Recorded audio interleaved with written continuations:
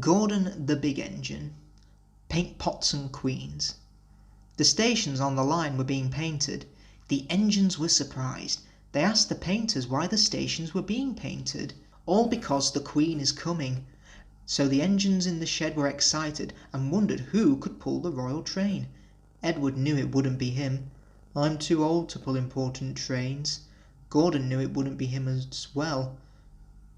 I'm in disgrace. The Fat Controller would never choose me. But James the Red Engine was confident. Well, he'll choose me, of course. There's no doubt about it. No doubt about it. But Henry couldn't agree. Choose you? Choose you? Huh, you can't climb hills. He will ask me to pull it, and I'll have a new coat of paint. You wait and see. The days passed, and Henry puffed about proudly, quite sure that he would be the royal engine one day. When it rained, Henry's driver and fireman stretched a tarpaulin from their cab to the tender to keep themselves dry. Henry puffed into the big station. A painter was climbing a ladder above the line. Henry's smoke puffed upwards in a big cloud. It was thick and black. The painter choked and couldn't see. He missed his footing on the ladder, dropped his paint pot, and fell onto Henry's tarpaulin. The paint poured all over Henry's boiler and trickled down each side, and the paint pot perched on Henry's dome. The painter clambered down and shook his brush at Henry. "Ah, you spoiled my clean paint with your deadly smoke, and then you take the whole lot and make me go and fetch some more. Oh dear, oh dear, oh dear." The Fat Controller came pushing through the crowd. Dear me, you look like an ice cake, Henry. That won't do for the royal train. No, no, I'm afraid that I must make other arrangements first." And he walked over to the yard. Gordon and Thomas saw him coming, and both began to speak at once. "Oh, excuse me, sir, but I was thinking, now..." Now, one at a time, please, one at a time. Now, what is it, Gordon? Well, sir, I just wanted to ask you if Thomas can have his branch line again." I see. And what do you want, Thomas?"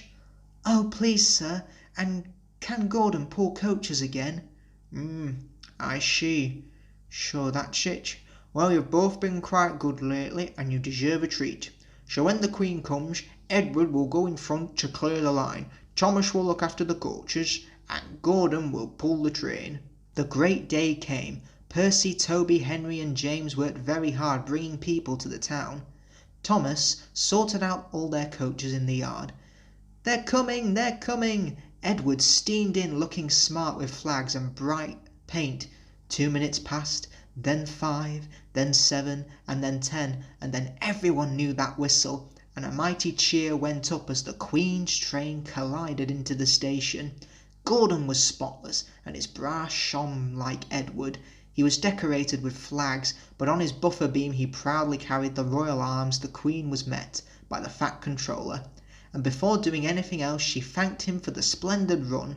The Fat Controller bowed and said, "Not at all, your Majesty, thank you." And then the Queen said to the Fat Controller, We have read a great deal about your engines. May we see them, please?" So he led the way to where all the engines were waiting. Toby and Percy said, "They're coming, they're coming." Henry and James said, "Shh," but Toby and Percy were too excited to care. The Fat Controller told the Queen their names, and she talked to each engine. Then as she turned to go, Percy bubbled over, "Oh, I think 3 cheers for the Queen! Hip, hip, hooray!" The Fat Controller held his ears, but the Queen smiling waved to the engines till she passed the gates. Next day the Queen spoke specially to Thomas, who fetched her coaches, then to Edward, and finally to Gordon, who took her away. And no engines ever felt prouder than Thomas and Edward and Gordon the Big Engine.